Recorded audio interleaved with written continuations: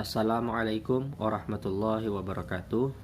Bismillahirrahmanirrahim. Alhamdulillahi rabbil alamin. Assalatu wassalamu ala asyrafil anbiya'i wal mursalin Sayyidina wa maulana Muhammadin wa ala alihi wa sahbihi ajma'in. Amma ba'du. Dalam kesempatan ini mari kita memanjatkan puji dan syukur kita kehadirat Allah Subhanahu wa taala, dan salawat serta salam kepada junjungan kita Nabi besar Muhammad sallallahu alaihi wasallam. Pada video ini kita akan membahas tentang pelajaran yang kedua, yaitu ikhlas beramal dengan memahami Al-Quran surah Al-Bayyinah ayat 1 sampai 5. Terlebih dulu mari kita baca sesuai dengan tuntunan tajwid surah Al-Bayyinah ayat 1 sampai 5 beserta dengan artinya. Ya, baik, perhatikan bunyi ayatnya dan huruf yang ada di layar. A'udzu billahi minasyaitonir rajim. Bismillahirrahmanirrahim. Lam yakunil ladzina kafaru min ahlil kitabi wal musyrikin wal musyrikina munfakkina hatta ta'tiyahumul bayyinah rasulun minallahi yatlu suhufan mutahharah fiha kutubun qayyimah wa ma tafarraqal ladzina utul kitaba illa min ba'di ma ja'athumul bayyinah wa ma umiru illa liya'budullaha mukhlishina lahuddin mukhlisina lahuddina hunafa'a wa yuqimus salata wa yu'tuz zakata wa zalika dinul qayyimah. Sadaqallahul azim. Artinya, orang-orang kafir, yakni ahli kitab dan orang-orang musyrik, mengatakan bahwa mereka tidak akan meninggalkan agamanya sebelum datang kepada mereka bukti yang nyata, yaitu seorang rasul dari Allah, yaitu Muhammad, yang membacakan lembaran-lembaran yang disucikan, yaitu Al-Quran. Di dalamnya terdapat isi kitab-kitab yang lurus, dan tidaklah berpecah belah orang-orang yang didatangkan Alkitab kepada mereka, melainkan sesudah datang kepada mereka bukti yang nyata. Padahal mereka tidak disuruh kecuali supaya menyembah Allah dengan memurnikan ketaatan kepadanya dalam menjalankan agama yang lurus, dan supaya mereka mendirikan sholat dan menunaikan zakat, dan yang demikian itulah agama yang lurus. Dari tafsir Ibnu Katsir, Yang dimaksud dengan ahli kitab adalah orang-orang Yahudi dan Nasrani. Kemudian orang-orang musyrik, orang yang menyekutukan Allah dengan sesuatu yang lain. Jadi musyrik ini adalah orang yang menyekutukan Allah dengan sesuatu yang lain. Perbuatannya disebut syirik. Adalah yang menyembah berhala dan api. Mereka mengatakan tidak akan meninggalkan. Artinya meninggalkan. Apa yang ditinggalkan? Yang ditinggalkan itu adalah agamanya. Jadi orang-orang Yahudi dan Nasrani dan orang-orang musyrik tidak mau meninggalkan agamanya atau keyakinannya sebelum datang bukti yang nyata. Kita akan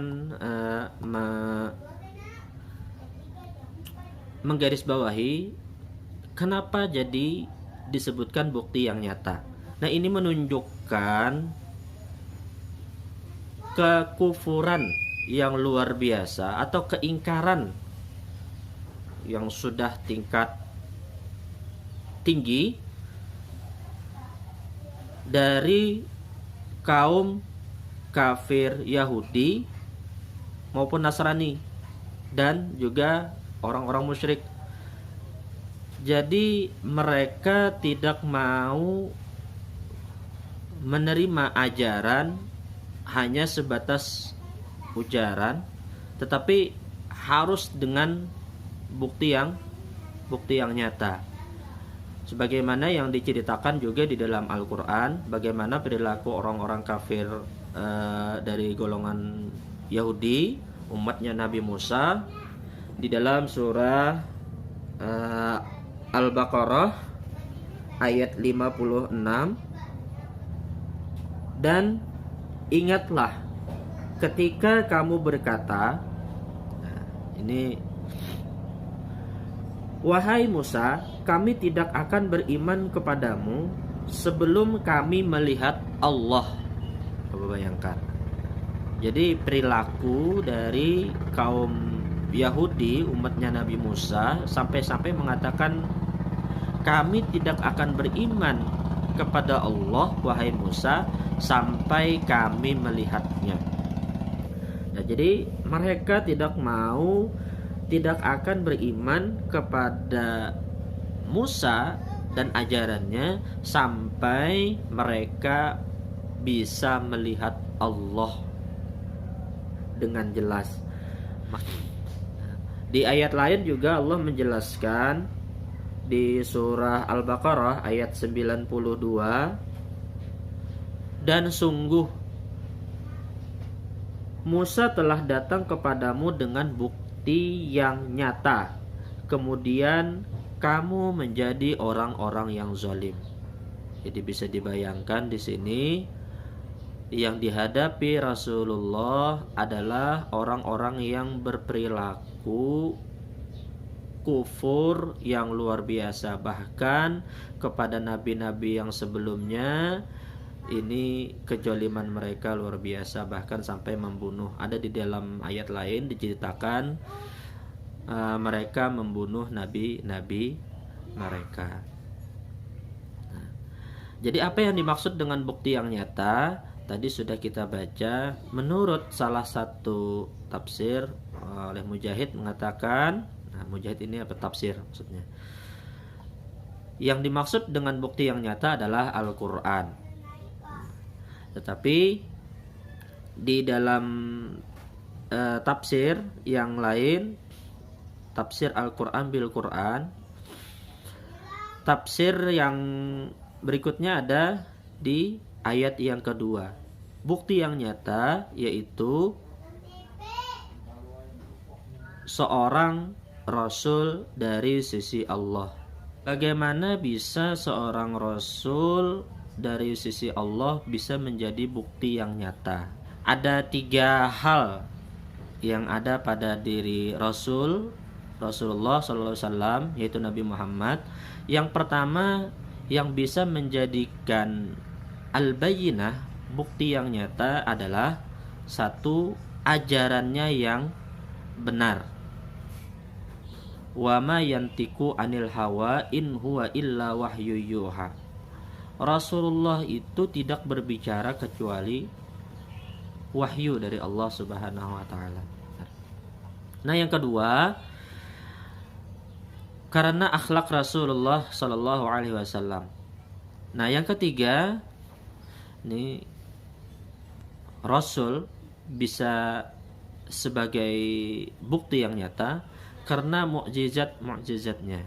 Dan mukjizat terbesar Rasulullah sallallahu alaihi wasallam adalah Al-Qur'an. Jadi di dalam diri Rasulullah yang ketiga yang dapat dijadikan al-bayyinah, bukti yang nyata, adalah mukjizat-mukjizatnya, dan mukjizat yang terbesar adalah Al-Qur'an. Nah, inilah tiga hal yang menjadikan Rasulullah bisa menjadikan bukti yang nyata. Ini ayat yang kedua. Kemudian di ayat yang ketiga ini menjelaskan tentang isi-isi kitab, yakni pada lembaran-lembaran yang suci itu merupakan firman dari Allah Subhanahu wa taala, firman yang lurus. Fiha kutubun qayyimah. Di dalamnya terdapat isi kitab-kitab yang lurus. Karena merupakan firman Allah. Firman Allah yang lurus, yang adil dan tegak. Di dalamnya tidak terdapat kesalahan karena ia datang dari Allah Subhanahu wa taala. Di dalam tafsir Jalalain, di dalamnya terdapat hukum-hukum tertulis yang lurus. Dia akan membacakan apa yang dikandungnya, yaitu Al-Qur'an. Di antara mereka ada orang-orang yang beriman kepadanya, dan ada pula orang-orang yang kafir kepadanya.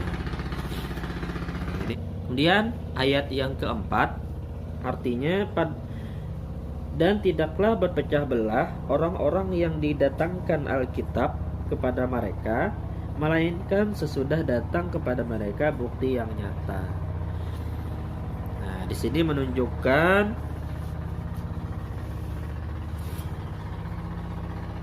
bahwa mereka sepakat menunggu Rasul utusan Allah, bahkan mereka mengenal Rasul seperti anak mereka sendiri. Jadi orang-orang dari golongan ahli kitab sudah mengetahui, sudah dikabarkan di dalam kitab mereka, Taurat dan Injil, akan ada datang Nabi yang terakhir, Rasul dari Allah, Rasul utusan Allah. Nah, pada waktu itu sebelum kedatangan Nabi, mereka tidak berpecah belah.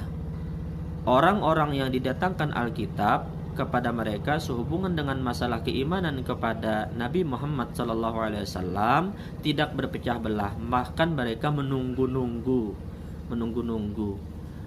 Dan mereka tahu cirinya, bahkan namanya, sebagaimana yang dijelaskan di dalam Al-Quran surah Al-Baqarah ayat 146. Orang-orang Yahudi dan Nasrani yang telah kami beri Alkitab, Taurat dan Injil mengenal Muhammad seperti mengenal anak-anaknya, karena itu sudah dipaparkan, dikabarkan melalui kitab-kitab mereka, yaitu kitab Taurat dan kitab Injil.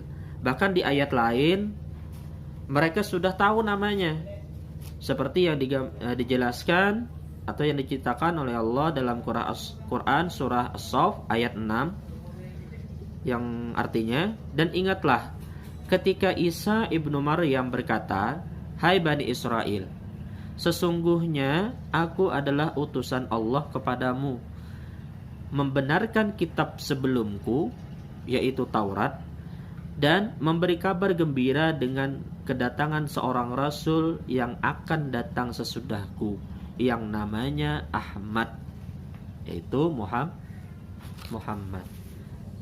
Nah, jadi dengan pengetahuan dari kitab-kitab mereka bahwa akan ada datang Nabi yang terakhir yang ciri-cirinya mereka kenal, bahkan seperti mengenal anak mereka sendiri, bahkan namanya pun sudah tahu. Mereka sepakat tidak ada perselisihan di antara mereka, bahkan mereka menunggu-nunggu kedatangan Nabi yang terakhir.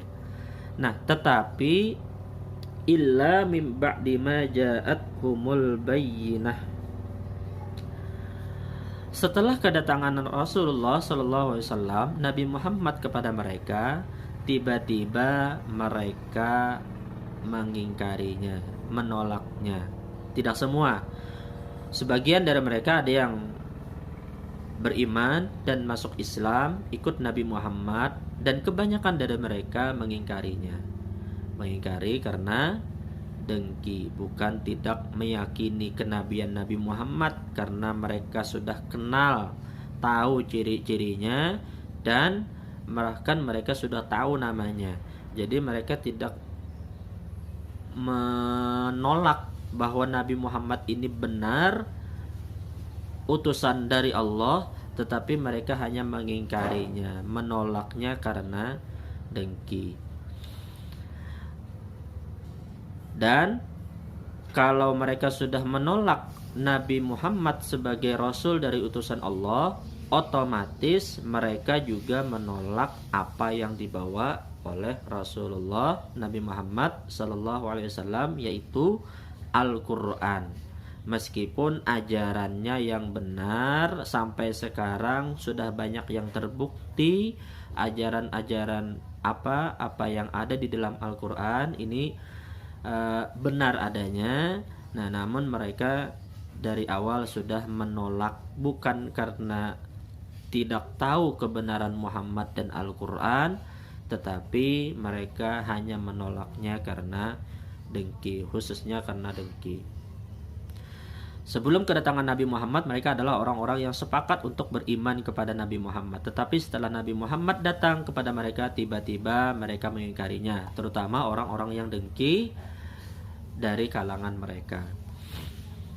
Nah, ini perilaku yang ditunjukkan oleh kaum kafir dari golongan ahlul kitab dan orang-orang musyrik.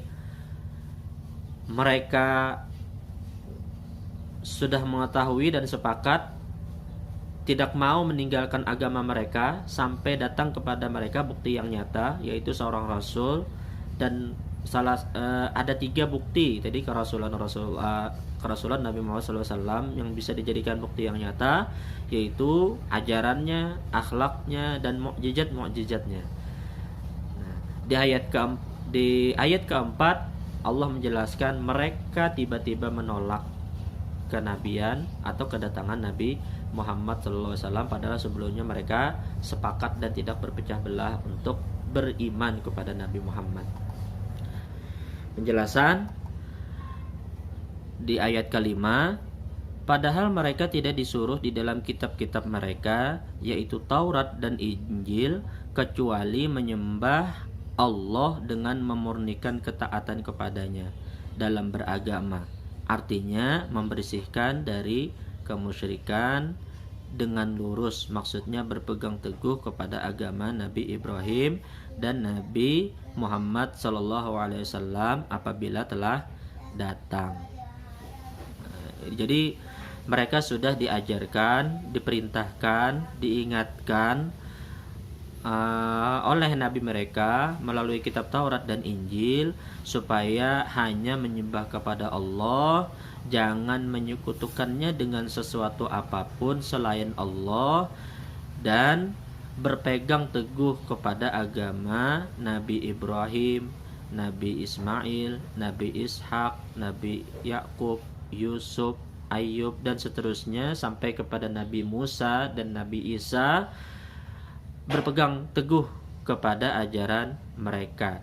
Dan ini diperintahkan juga di dalam kitab mereka supaya taat kepada Allah dengan agama yang dibawa Nabi Muhammad SAW sebagai nabi yang terakhir, yang sudah sangat rinci dijelaskan ciri-cirinya, bahkan namanya di dalam kitab mereka.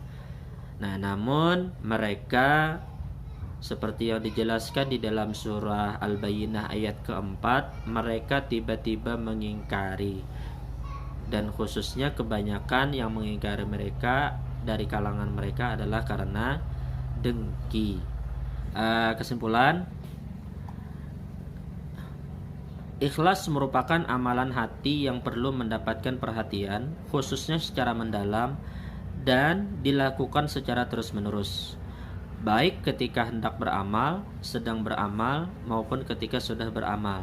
Hal ini dilakukan agar amalan yang dilakukan bernilai di hadapan Allah Subhanahu wa taala, sebagaimana firman Allah dalam Al-Qur'an surah Al-Bayyinah ayat 5 yang artinya, padahal mereka tidak disuruh kecuali supaya menyembah Allah dengan memurnikan ketaatan kepadanya dalam menjalankan agama yang lurus. Karena ikhlas merupakan kunci dari lurusnya agama.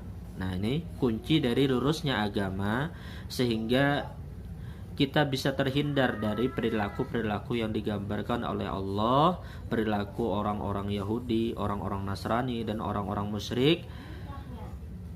Karena tidak ikhlas dalam beragama, makanya kita ambil kesimpulan, ikhlas merupakan kunci dari lurusnya agama dan diterimanya amal ibadah kita di hadapan Allah Subhanahu wa taala.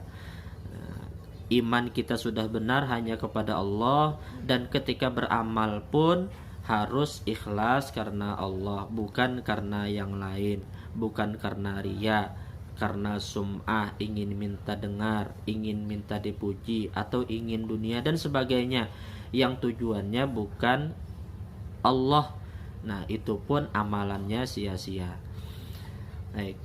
Ikhlas memiliki beberapa makna. Ikhlas dalam beragama artinya memurnikan ketaatan kepada Allah dan tidak menyekutukannya dengan perbuatan syirik. Ini makna yang pertama. Yang kedua, ikhlas dalam beramal artinya beramal untuk mendapatkan ridha Allah Subhanahu wa taala dan surganya, bukan karena dunia dan sebagainya. Jadi macam-macam, beramal, bersedekah, zakat, sholat, menyantuni anak yatim dan sebagainya harus ditujukan semata-mata untuk mendapatkan ridha Allah Subhanahu wa taala dan surganya, bukan karena pujian atau dunia dan sebagainya. Baik, kita tambahkan ikhlas dalam menghadapi takdir Allah artinya menerima dengan lapang dada dan bersangka baik atas segala ketetapan Allah Subhanahu wa taala. Nah, ini mungkin yang bisa kita ambil pelajaran, khususnya dalam hal beragama. Kita harus meluruskan agama kita, yaitu tidak mencampur keimanan kepada Allah dengan perbuatan-perbuatan syirik. Demikian apa yang dapat Bapak sampaikan mengenai penjelasan Quran surah Al-Bayyinah ayat 1-5. Semoga kita bisa dapat mengamalkannya, terutama dapat meluruskan agama kita, tidak tercampur keimanan kita kepada Allah dengan hal-hal yang syirik, dan mampu ikhlas dalam setiap amal ibadah kita. Mudah-mudahan bermanfaat dan bisa kita amalkan, dan Allah memudahkan kita dalam memahami ilmu agama dan dikuatkan Allah untuk bisa mengamalkannya. Akhirul kalam, assalamualaikum warahmatullahi wabarakatuh.